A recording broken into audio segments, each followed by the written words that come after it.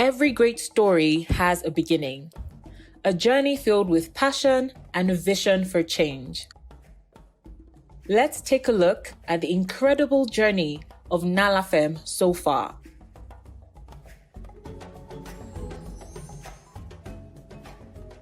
It all started in October 2020 with the organization of 5 regional Barazas consultations. These consultations paved the way for the co-creation of the Africa Young Women Beijing Plus 25 Manifesto. In November 2020, during the high-level intergenerational dialogue, the manifesto was officially presented to the UN Women and the African Union. Africa Young Women Beijing Plus 25 Manifesto. And with this submission, I submit the voices, the aspiration, and the hopes and the demands of young women on our beloved continent. And we share now the responsibility and accountability across generations to make sure these demands of Generation Equality Forum are taken into account and acted on. Over the following months, Nalafem tirelessly worked to gather support. They collected over 10,000 signatures from over 105 countries, both online and offline. Nala Feminist Collective is a Pan-African group of women politicians and activists with a mission to bridge the gap between policy and implementation, intergovernmental and grassroots spaces, as well as generational gap. Their efforts bore fruit when 8 out of the 10 demands of the Beijing Plus 25 Manifesto were adopted into the UN Action Coalition's Women, Peace and Security and Humanitarian Action Compact from April to June 2021. شغل حرية كرامة وطنية. Jobs, freedom, dignity. It has always been a revolution for economic justice led by women and young people. On July 1st, 2021, Nalafem was officially launched at the Generation Equality Forum in Paris, France. Since then, Nalafem has been leading the way, organizing 6 intergenerational dialogues for accountability in August 2021 and embarking on advocacy missions to several countries. In July 2022, the inaugural Nalafem Summit and Awards took place in Abuja, Nigeria, under the theme, I Am Nala. This landmark event brought together advocates, policymakers, and activists united in the fight against gender-based violence and for gender justice. During the summit, Nalafem also launched their book titled I Am Nala, which shares empowering stories and advocates for the Sustainable Development Goals, the demands of the Beijing Plus 25 Manifesto, and African Union Agenda 2063. With the launch of the Nalafem 5-year strategy spanning from 2023 to 2027, Nalafem is committed to advocating for accountability, investing in the socio-economic power of African women and girls, and elevating young African women into politics. To make a difference, Nalafem has devised flagship projects such as the Nalafem Academy, Nalafem Index, Multi-Generational Dialogues for Accountability, Nalafem Fund, and the annual Nalafem Summit. Through these initiatives, Nalafem aims to impact the lives of 1 million women and girls by 2027, nurturing an ecosystem for feminist transformation and amplifying the voices of African women and girls through various mediums, including activism and digital creatives. Also, in November 2022, Nalafem made its mark at COP27 in Egypt. They organized roundtables, supported African climate activists, and led a delegation of 8 young women to the conference. These dedicated activists raised their voices for climate action, advocating for a sustainable future. Alongside these impactful initiatives, Nalafem launched an inspiring podcast series. The I Am Nala podcast amplifies the voices and stories of African women and girls, shedding light on their challenges, triumphs, and aspirations. Nalafem's journey has been marked by collaborations and partnerships with organizations and individuals committed to women's rights and gender equality. We extend our utmost gratitude to our partners for their support. but the journey is far from over. Nalafem invites you to join the cause, to be part of this great vision and mission to liberate the African women and girl. Together, we are all Nala.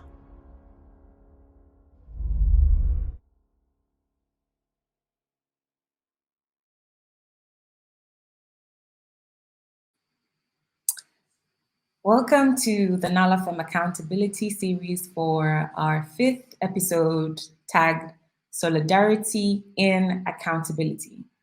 My name is Omo Mboga and I'll be your host for today. But before we move on, I want to ensure that everyone can hear me. So please, can you type in the chat box if you can hear me? Okay, great. We hope this series will continue to provide a platform to advance accountability conversations and bridge the gap between policy and implementation, making sure young feminists are at the forefront. As Nalafem, we are guided by the Africa Young Women Beijing Plus 25 Manifesto. Our advocacy now is focused on supporting member states to implement this manifesto. So take a look.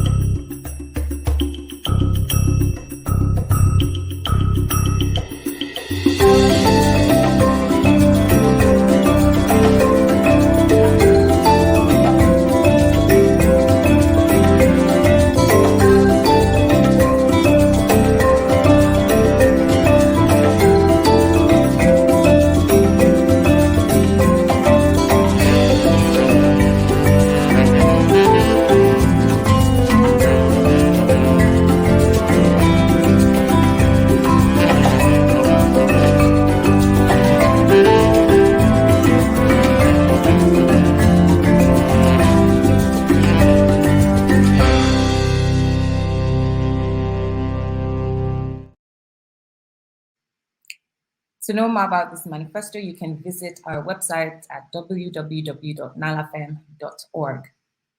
So to drive this conversation on accountability, please let's use the hashtags Nalafem Accountability and hashtag CSW68. And for those watching, please feel free to share your comments and questions in the chat box as we go into the conversation. As we have this conversation today on solidarity in accountability, we hold space for the Palestinian people whom we stand in solidarity with, as outlined in a solidarity statement published on the 19th October 2023. We recognize the bold steps taken by South Africa that demonstrates the spirit of African people to ensure violence and genocide cannot go on with impunity. In this spirit, we sit today to connect across borders and continents, united in our goal to ensure accountability for gender equality. And we are thrilled to have with us today, I announce our speakers, Deepshika Ghosh from India. Deepshika is the Director of Programs and Policy Engagement at YP Foundation, which is a youth-led organization that facilitates young people's feminist and rights-based leaderships on issues of health, equity, gender justice, sexuality rights, and social justice. You're welcome, Deepshika. And second, we have Ana Gabriel Z. Aponte from Costa Rica. Ana Gabriel is Strategic Manager in Public Policies and Social Programs at ELDA, which is a research program which promotes the use of open data in Latin America in diverse areas such as education, public budget, public procurement, and civic technology. You're welcome, Ana Gabriel. We have Xenia Kellner from Germany, and she is the founder of Young Feminist Europe, a young intersectional feminist-led organization that aims to amplify young feminist voices and activities through campaigns, advocacy, and movement building. You're welcome, Xenia. Last but not the least, we have Rana Abdulhamid, a Nala Council member. Rana is an internationally acclaimed human rights organizer, first degree Black belt, public speaker, and social entrepreneur focused on empowerment of marginalized communities. Rana established Malika at 16 after being attacked by a stranger who tried to rip the hijab from her head. Malika is a global collective of women committed to building safety and power for women through healing, self defense, economic empowerment, and leadership. So, to start off, I would first like to hand over to Rana to say a few words on behalf of the Nile Council and share her thoughts with us on how diaspora has a unique positioning holding governments accountable because they occupy a multi hyphenated intersectional space. So, over to you, Rana. Hi, thank you so much for having me. Really honored to be here on behalf of the Nalafem Council. Maybe not so honored to be here on behalf of the United States government, especially during this time. I think oftentimes when I think about being an organizer within the diaspora, I think a lot about being almost in the belly of the beast, thinking about how we are held at the intersection of various identities that are both unfortunately involved in the perpetuation of global harm through global foreign policy, but also have an opportunity to hold multiple identities to create change through a more intersectional and empathetic lens, and by holding our governments accountable here in the Western world. And so I see a lot, especially as being part of an African diaspora, being part of an immigrant diaspora, the importance of using our positionality, using our locality, using my locality, being situated in New York City, being situated in the United States, to really think about what it looks like to engage government from a place of accountable politics and push government to ensure alignment with human rights values and feminist values.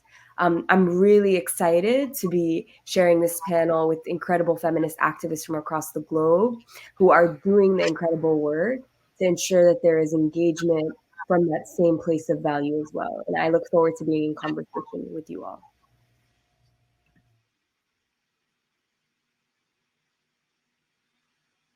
Okay, thank you, Rana.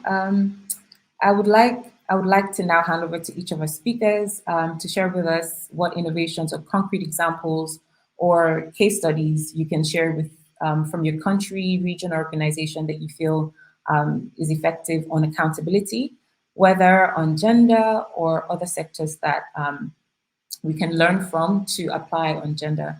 And I'd like to start with you, Dipshika. Thank you so much. Really happy to be here and part of this conversation. And while I was thinking on these lines, thinking of an innovation or a case study, I was thinking about how accountability is an ongoing process. Like I was questioning myself whether we can really we have any case study or any kind of an incident in the work that we've done or the kind of stories that we've had the good fortune of being a part of, to be able to say that yes, the work on accountability is done. We've been able to hold a particular stakeholder, or we've been able to speak truth to power, and this work is done. So I'm still of the opinion that it is an ongoing process, and therefore I wanted to take us through these three seminal incidences that have shaped my understanding and my own existence on the work that we do on to address gender-based violence in I mean three incidences from my own country. And surprisingly, it is the incident starts from 1992, which is the year that I was born. So just bear with me. I wanted to share about this incident in 92, where a woman working as a sathin or a case worker, as we would know of in our own, like language, the language that we use, with the mandate to create awareness and address child marriage, was punished by men from historically powerful caste of that village where she was intervening in the marriage of a 9-month-old infant from their community. And it is imperative to note here that the woman that I'm talking about comes from a caste whose members have been historically marginalized and subjected to caste-based discrimination. Another incident that I want to share about is from the year 2012, where two college students were punished by five men and a minor while these two college students boarded a public bus at my country's capital in the evening to go back to their home. This is the year that I graduated from a college situated in that very same city. And the final incident that I wanted to share was in the year 2015, which was during my own master's from a college situated in another metropolitan city of my country, where I was part of a listening circle, which was facilitated by a group of young women who had come together with the goal of ending the imposition of curfews on women, the arbitrary rule of timings, dress codes, among other things, in women's hostels, university laboratories, and libraries. And the reason I wanted to share these three stories among the various that have shaped not just my understanding of gender based violence in my personal and professional life, but also the social movement in India, because they were how they speak to each other, how these three incidences, while they are placed in different geographies within the country, different time, how these incidences speak to each other and how they sort of take from each other, and what role solidarity played during all of these incidences, and how this was taken up, how speaking truth to power became really, really important in ensuring accountability. The incident that I mentioned of the year 1992, the caseworker's brave decision to file a complaint against the men who assaulted her resulted in the entire village boycotting her family and continued victimization during ongoing arguments in the court around the lines of caste and gender. But it also became a precursor for the Sexual Harassment of Women at Workplace, Prevention, Protection, Prohibition and Redressal Act of 2013, which mandates, which allows for all of us who identify as women to be able to safely work at our workplaces. In 2012, the case, which is now known as the Nirbhaya rape case, resulted in the existing law being amended to bring stricter punishments and broader the scope of offenses, stalking being acknowledged as one form of violence. And the final coming together of young women to talk about the arbitrary rules in universities, in hostels, that movement expanded to make conversations on opportunities, mobility, aspirations, and academic merit a systemic issue that goes beyond individual excellence. So, in all these three stories, the impact that each of these individuals had was much, much more. But all those stories, we found connection. Like, so many of us found connection to our own stories, and that is why it is so important for people to continue coming together. In each of these incidences, it was actually a lot of people across movement, across communities coming together and recognizing that the impact of not doing enough has different levels of impact on different people. So in all of these incidences that led to legislations being changed, narratives on gender-based violence and our understanding of what that means changing significantly in the last many, many years, the one thing that stayed common was people coming together, people continuing to have conversations, people being extremely angry with each other, with systems, being persistent, being strategic, and also being okay with criticism and being held accountable ourselves. It's important to note that none of these journeys must be romanticized or viewed as stories that are complete on its own. It is ongoing. One example that I wanted to give about how it is important to bring people together, all of us, to become part of these conversations, but also being okay with being held accountable ourselves, would be about the movement that happened in 2015, where where young women were asking for equal equal opportunities to be able to stay out late at night, to be able to access university libraries and laboratories. During one of those conversations, a strategy that was suggested was that if we are not able to be safe at night, maybe we should allow, maybe there should be a rule that boys should not be allowed to come out after 6 p.m. So to be able to hold some of these very difficult and nuanced conversations is the reason why I say that none of these stories or innovations or case studies can be seen as complete. They need to be seen as still open to criticism. We need to talk about how not enough has been done, how the laws that I have just shared as part of the two incidences are not. There is a lot that still needs to be looked into that, and therefore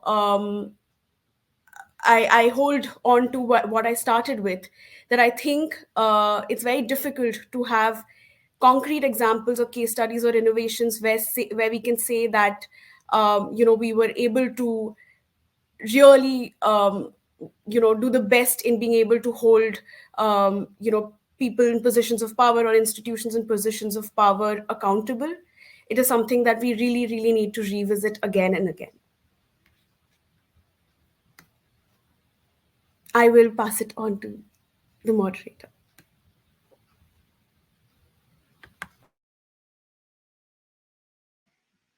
Thank you so much, Dipshika. And now I invite Anna Gabrielle to speak on the same question. Thank you so much, Amom and Nalafem, for this invitation for us. Well, at ILA, we're really thrilled to share with all these friends and colleagues, and with this feminist perspective about solidarity and accountability. So at ILA, we work with three specific, like principles or ways to move forward in our work: knowledge generation, advocacy and capacity building, and a strengthening of communities of practice. And as ILA, because we work a lot with data, analyzing data, researching about specific topics related to transparency, to artificial intelligence, how important are the quality of the data to guarantee the quality of algorithms, and also the AI that now it's having a lot of influence on us, and how important also is a gender perspective in this stuffs, right? But also for us, one of our main learnings along our journey as organization is how important is to strengthen communities of practice. So the case of studies that I'm going to share today with you are related to that, specifically with gender issues, right? So the first one is about data standardization of feminicides data, right? So we work with academic specialists, but also with some feminists and some organizations from the judicial branches, and also from other institutions, public institutions from states, to try to bring some standardization in data against feminicides. And by standardization, we do not mean, like the whole data is going to be the same. It's about how important it is to bring the feminist perspective to this data, so we could take better decisions to tackle the main issues and the main situations, and to, like also facilitate and make more efficient the processes related to the whole thing about feminicides, the investigations, how authorities deal with it, how the coordination with the different feminist collectives, but also civil society, like all this stuff. The other case of a study is about is really similar to the first one. It's about data standardization against hate crimes in LGBTI communities, right? And we are having a really important process here, because we are co-creating with LGBTIQ organizations and communities in Central America how we see this kind of standards, how we define are the main categories of the data that we want to analyze, so we could really advocate for better decisions, and also advocate with the authorities how we really want these hate crimes to be dealt with, right? And how we want them to be processed and that stuff.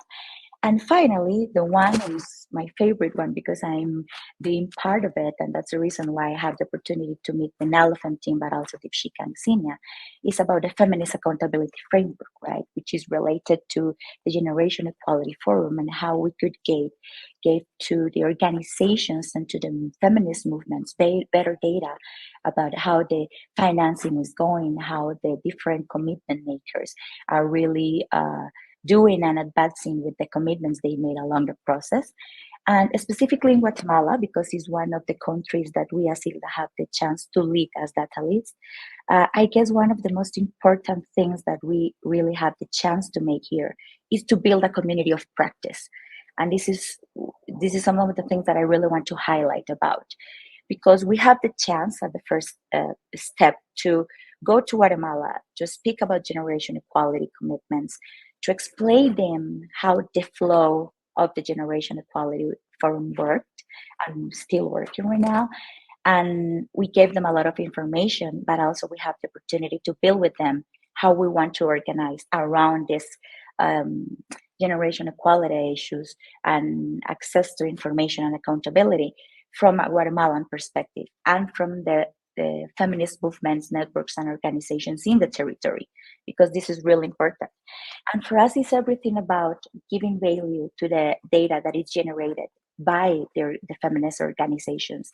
And this is really powerful, because when we have the chance to work with them, we identify that sometimes when we talk about data, it's like it seems like it's something that could only be worked or lead by experts, statistics, and that stuff, right? But for us, it's about how powerful is the possibility to generate citizen data.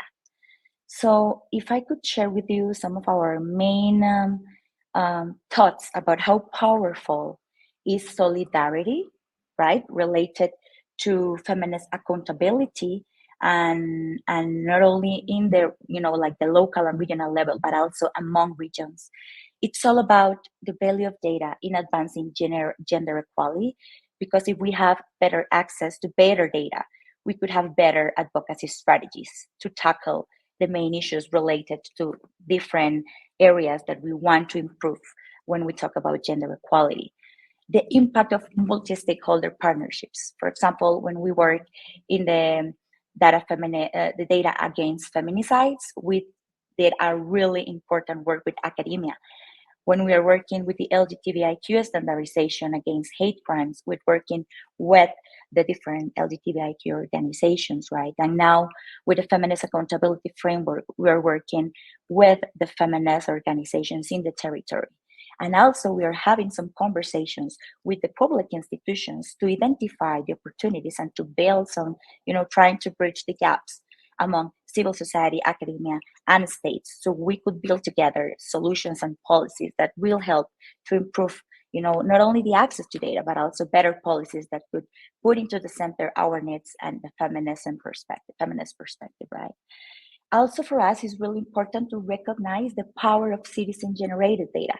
And I guess this is one of the main results of the Feminist Accountability Framework, because we are generating the data with the people, nor us in our, desktops and our houses analyzing some data. Now we're generating it with them. The opportunity to connect with our regions, because we identified that we have really similar issues and challenges that we could implement some other good practices that some of our colleagues are implementing in their regions and are working well. And we have strengthened ecosystems, not only the ecosystem of Gender Equality Forum in Guatemala, but also we have a really important conference that is named Abre Latam con Datos, that brings together all the different stakeholders related to data and artificial intelligence in Latin America and the Caribbean. And we experiment bringing some of our colleagues from the Red de Salud de Mujeres, like this network of health of women in Latin America and the Caribbean, which is the most important network on sexual and reproductive health rights, right?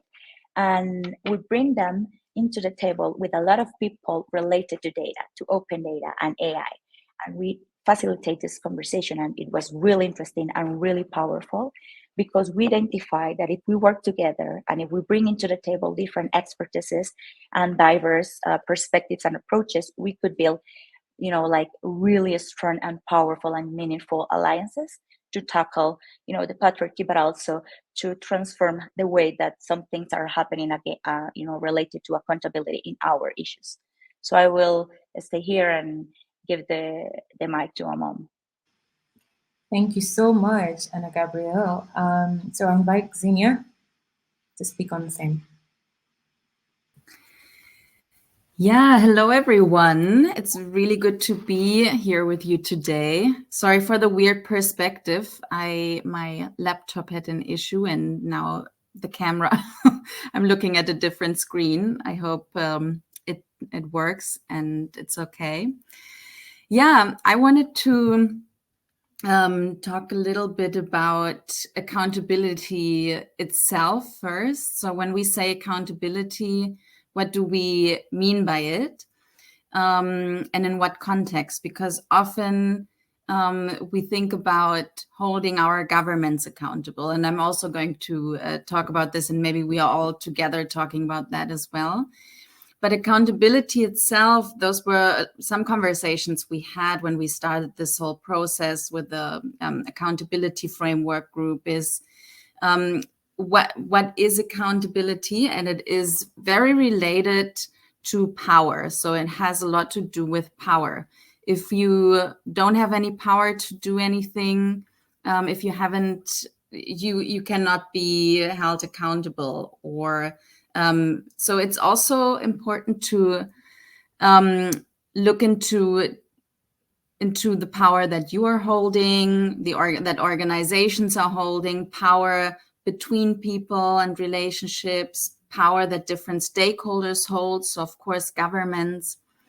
And I think especially in this context of solidarity and movement building and feminist practices for accountability, caring practices for accountability, I would always invite anyone to think about, where are you holding power when you're going somewhere, when you're getting an opportunity, when you can access spaces. How do we use power in a responsible way? Of course, and then how do you hold yourself accountable to it and reflect upon it?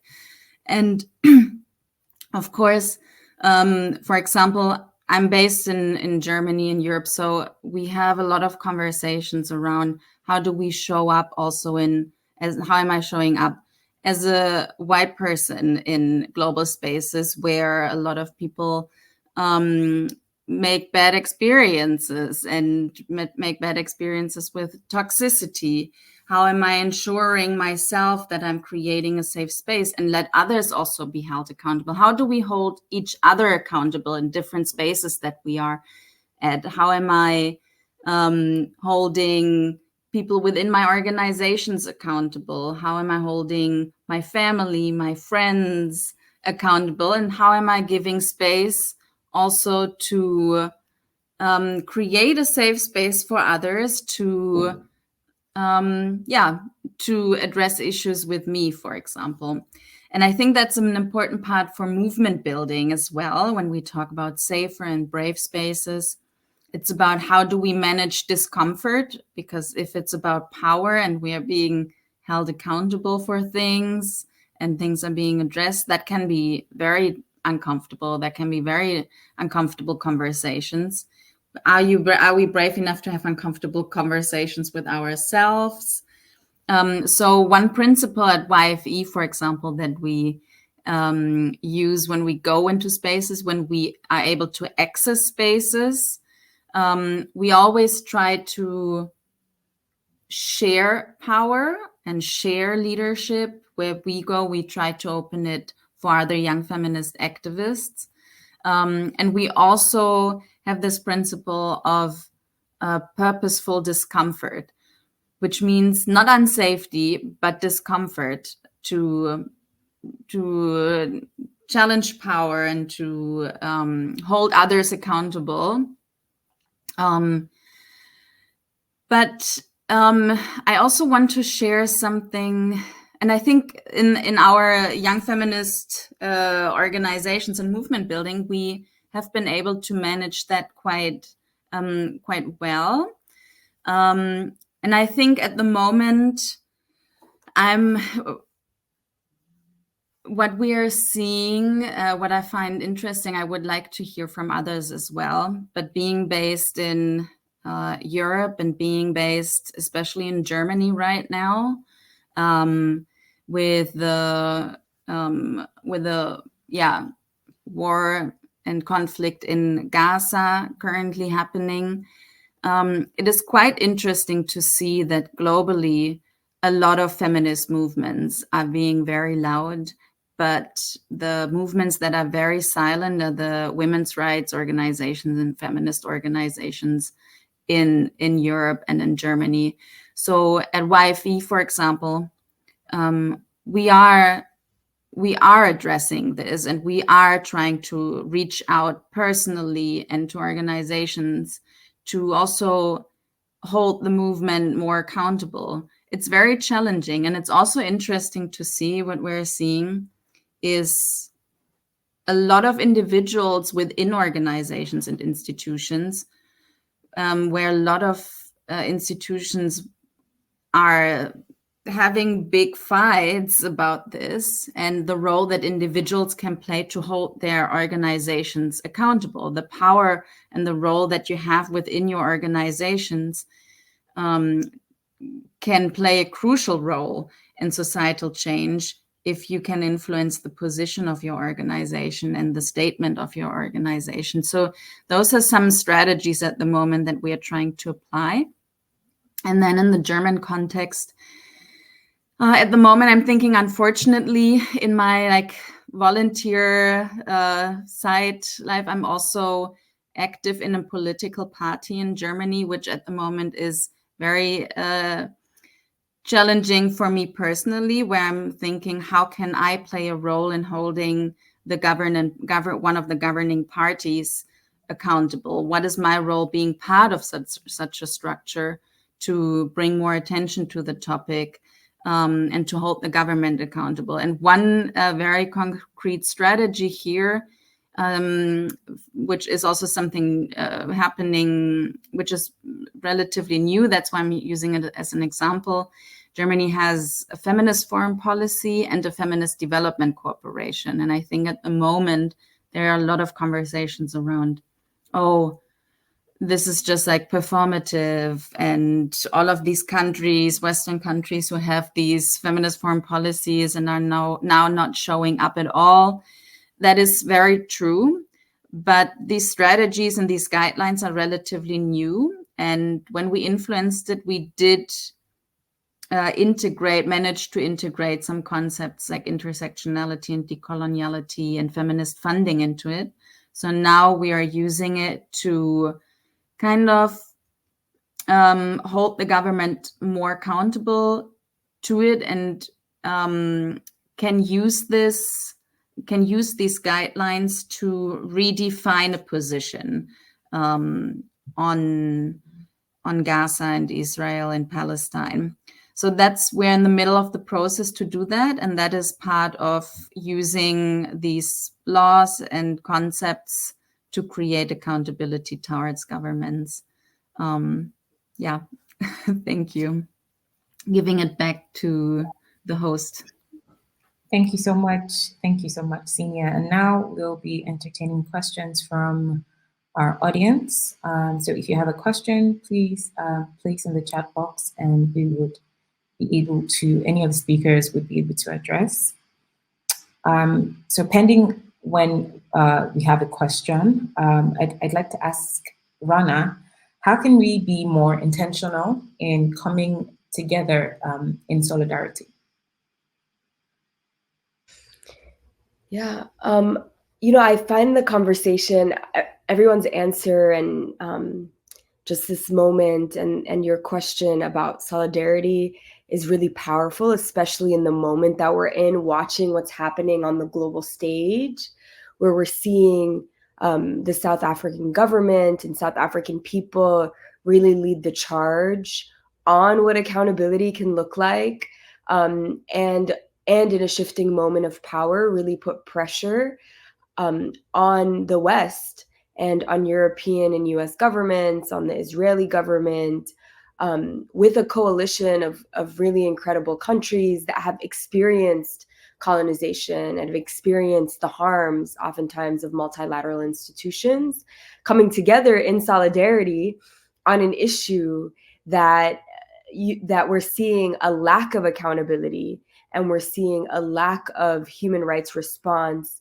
and the perpetuation of violence by Western governments. And I think that, for me, it's like such a powerful moment, right? To see people who are survivors of an apartheid regime, people who have resisted racism and colonization, then take their experience in the movement, take their experience as organizers within justice frameworks, within the law, to flip it on its head and be in solidarity with a nation that is experiencing that harm of apartheid and colonization in this moment, right? And I think that's like top of mind for me, of like, what is the most global display and most amplified display of solidarity right now, even within the risk, right, that so many countries are taking upon themselves, both economically, sociopolitically, to stand up to some of the most powerful economic powers that have been so harmful in how they've interacted in the multilateral space. And so I think about that at a global level, but at a local level, especially as someone who's organized in a place that is so diverse as New York City, as so diverse as Queens, also coming together with Nalafem as a global community of African activists, African women activists. What does it look like for us to learn from each other? What does it look like for us to understand that the systems that we're contending with are also global systems that aren't very different in the way they manifest locally, whether it's capitalism or sexism, that our communities, when we come together, when we are learning from each other, when we're learning from each other's tactics or each other's strategies, when we're coalescing as one collective, we're much stronger and more effective in how we're showing up. And so I think it's not only like important to movement for us to be in solidarity, but it's essential to our ability to be successful, to reimagine a different world, to create a different world, to reimagine different systems, to build organizations, to pull together resources, and to be able to create the change that our communities are dependent on for survival in these moments. And so I'm very, very much think that even conversations like this are an essential part of that solidarity work. Thank you so much, Rana. So we have a question from Gauri Nimbalka, and it says, what is your advice to young people to call for accountability from their leaders, but aren't necessarily involved in advocacy already? Also, what can young people do to safeguard their rights in the process? And I'd like, I think, Deepshika to speak to this, and then Rana after. Thank you. Thanks, Gauri. I think this is something that we're all wondering, as a young person myself, as a person who's part of a youth-led organization.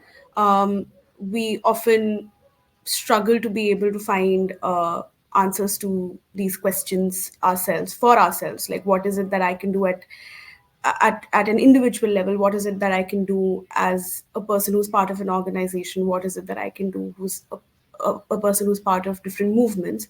So I think I'm going to actually take from what Rana was basically saying, that we all have very, very different roles to play, and we all have very, very, even within the movement, we're all placed very differently, and especially when we come together to in such global spaces, it's very important to recognize that that while we are tackling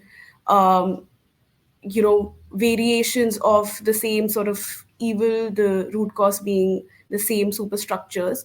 It manifests in very, very different ways depending on the region, depending on the regime, depending on a lot of other things. I think what as a young person or as young people, I think what has served us really well is to like create like spaces where we can intentionally come together, have conversations with each other, and also to be able to sort of be in intergenerational spaces, be invited to such spaces, but like also show up in such spaces to be able to actually like have very clear strategies where, like as you said, how do you know how can young people, what can we do to like safeguard our rights in this process, but also like safeguard ourselves in this process. I think to me, the answer kind of lies in the question that was previously asked to Rana, that how can we make these movements more intentional? How can we come together in solidarity? How can we recognize that when each of us sort of like come together, we hold very, very different and multiple intersectional identities in that moment, and how do we really leverage those networks and identities that we have to be able to um, respond to the same issue differently. It doesn't. I think it would not be fair, and it would not be a very effective um, strategy if each one of us starts sort of responding in the same manner to such big issues. So to be able to actually recognize that all of us have very, very different skills, very different standpoints, and to be able to use that to our advantage, to be able to know how to show up in different spaces, um, advocate for the same thing with varying different stakeholders. So I think the starting point would be to actually come together and have conversations, stay in that discomfort, recognize that there can be mistrust in such spaces also. But it's really important for us to be able to find those spaces to tell our own stories, to be able to share our own histories, to be able to share the challenges that we are having, and to be in a space to co-create a space where all of this will be taken as seriously, and to be able to therefore use all of our all like look at ourselves as resources, but very different kinds of resources, to be able to respond to an issue that affects all of us equally in different manners. But thanks for asking that question. Thank you so much, Deepshika. Because of time, we'll move to the next question. And this one is from Ampe Bathsheba B. And it says, what is the risk expected by young people who call for accountability from their leadership, especially involving government officials, and how can they minimize the risks? And would like Rana to speak to this. Yeah, I really appreciate that question. I think about, there's obviously the legal implications of getting involved. Oftentimes we live within systems or contexts where there is an expected retaliatory response to engagement, where you're holding any system accountable, whether it's in the workspace or in the school space or even in community, right, where there's like social structures of leadership. Within the context of the United States right now, which is very unfortunate, speaking for Palestinian human rights, speaking against violence and war, extended US war, oftentimes comes with punitive response, both in terms of employment, social consequences. People don't want to talk about it at all because they're kind of afraid of what it might entail. There's policing consequences to it, security consequences, people being doxxed, harassed. And I've been in this space as a young person for me, I'm like, it's been a long time, because it's been around 15 years. You could try to calculate my age. And I think the biggest thing that I think about is always also is that risk, but also like the emotional risk, right? Of being in a movement where you could burn out. And I think that is the biggest loss for our society, in terms of starting as a young person and then kind of feeling like I'm too overwhelmed, I can't do this anymore, after being in a sprint for a couple of years or a couple of months, just because the consequences are so heavy. And so the way I think about it often, and like how you think about your positionality and how you think about being engaged long term, is what is the community that is holding you down? Like, who are your people that when your cup feels empty, when you're feeling attacked, when you're feeling gaslit, when you're feeling like the world is against you, that are going to make you feel like what you're doing is important, that what you're doing is strategic, what you're doing is for the long term. I also think a lot about like what is the skill that you have to offer, right? And where do you feel like you could have impact the most in where you are situated in that moment. You might not be the person on the street rallying if your government criminalizes protests, right? Maybe your activism looks like creating direct services for women in your community, right? And gathering items to support women in community. I think understanding the spectrum of change and understanding where you want to plug into that spectrum based on what you love to do and what you're able to do are deeply important. What you love to do because your mental health is important, because we want you to be doing this for a long time. We don't want you to burn out. And what you can do is really important, because we don't want the retaliation to minimize your impact immediately, right? Like sometimes you take those calculated risks, but how can you build up to that risk? And I think being connected to a network of people and a community that can help you make that assessment becomes really, really key to your ability to stay in the work long term. Okay, thank you so much, Rana. That was quite insightful. So we have one more question, and I'll direct this one to Xenia, and it says, "What can poor youth?" Sorry, this is from Timitokbe Ogunbode, and it says, "What can poor youth do to safeguard his or her rights in the society? As we know that the society belongs to the wealthy and rich people. So someone who hardly eats proper food has to beg the rich for survival, thereby selling their rights in exchange to feed their stomach. How can the poor survive molestation where they feed from?" That's an interesting question. So, Xenia? It is. And how am I going to respond to this? So, yeah, I think we do live in a very capitalist world, and part of holding our governments, especially global North governments, that hold a lot of wealth accountable, also in a way where we are addressing trade systems and the whole ecosystem, the whole economic global system, the whole capitalist system to shift power, of course.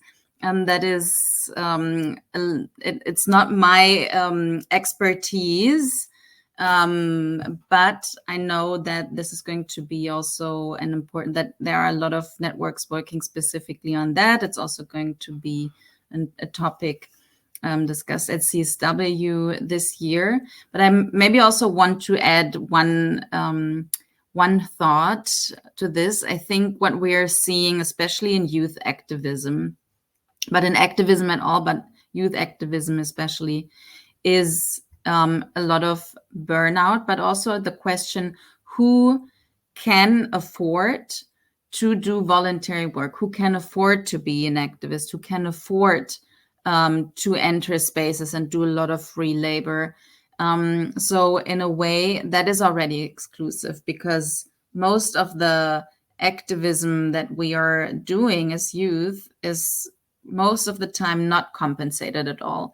Young feminist-led organizations, youth-led organizations are the organizations that are the least funded of all of the causes, I think, or like most of the causes.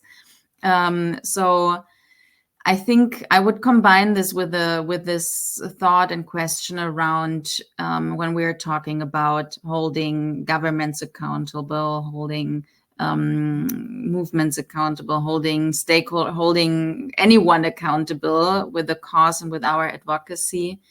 It's a good question who is able to do that and who can afford engaging in these spaces. So in a way, it's already it can be very exclusive already, and we need to think about how to improve that. I think the past years we have really focused on advocacy around funding and compensating youth for various activities, for consultations, increasing funding for youth-led organizations that do advocacy work, not just project-based funding. And I think the feminist accountability design work could be a good example to mention here as well. There are a lot of youth-led organizations that received funding to engage in that conversations and work, which is a very important, was a very important statement as well. And I think I pause here. I'd love to jump in on that really quick too, just because the community I organize is a poor community, is a community that deals with the realities of food insecurity. And I oftentimes look at the example of the Black Panther Party in the United States as a community that understood the Maslow hierarchy of needs, that like our people will not organize if our bellies are not full. They will not organize if they don't have jobs, if they're not economically well.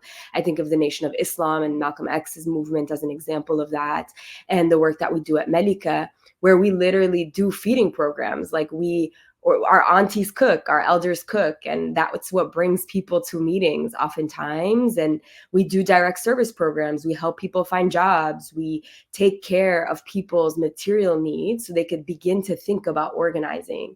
And I think as poor people, as working class people, I started this work as someone who was low income and had $0 to start this work, which I know is different in the context of the United States. Urban poverty is different, but doing the work from a place where you are coming together as low income people, as poor people, is much more powerful than being poor alone.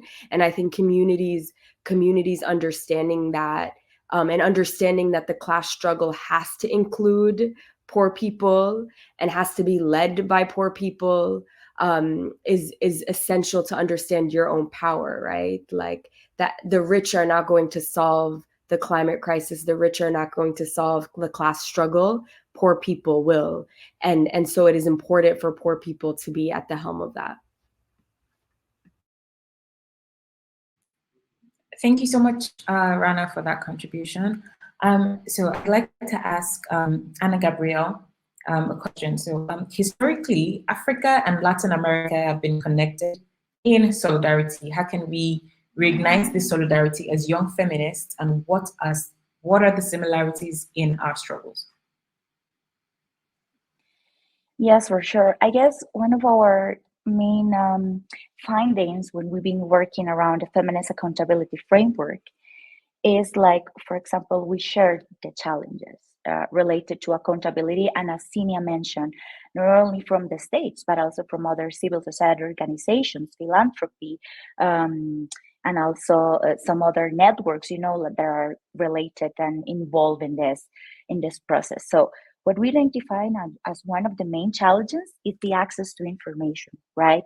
And it not only depends on access to information for official information, it's also the UN information, the platform, the dashboards. It's also about all the inequalities that we have as women and as youth leaders and as young feminists, trying to be part of some of the most important decision-making spaces and processes related to generation equality, because it's not only about the whole feminist movement having this struggle, it's also about how complicated it could be also for young feminists. And for sure, the possibility to have safe spaces to gather and to co-create advocacy strategies, so we could have the possibility to be there. So even though we have these challenges, we also have identified how we could work together and try to, like gave a little bit of change on this reality. So what we identify as one of the main possibilities to be in solidarity among Africa and Latin America is to bring these kind of spaces as Nalafem just did today, like open a space to dialogue and encounter. So we could bring into the table our realities, but also our strategies and good practices. So we at the Global South need more about safe and open spaces so we could have these conversations.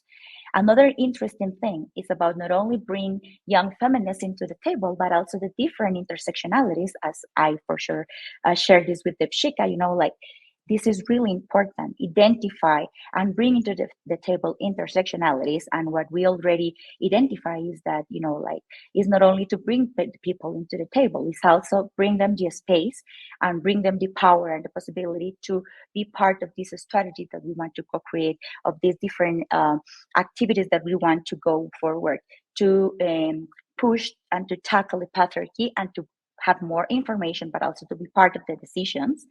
And for me, it's really important, of course, because I'm, like related to data, is that we really need to be part of the conversations that define the data. We really need to be part of those spaces. And I guess it's more powerful if we have an African and Latin American perspective, like a global South perspective, and not only we as different and, totally split regions seeing each other as we are not together on this.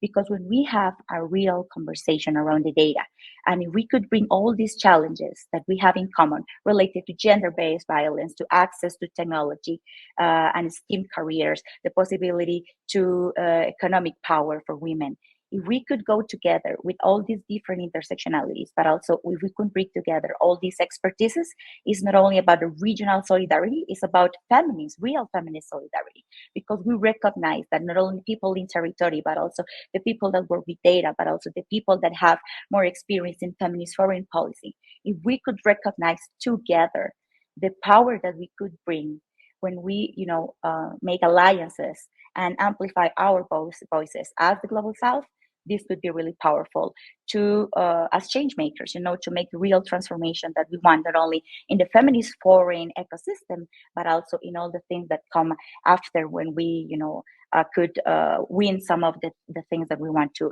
achieve as feminist movement.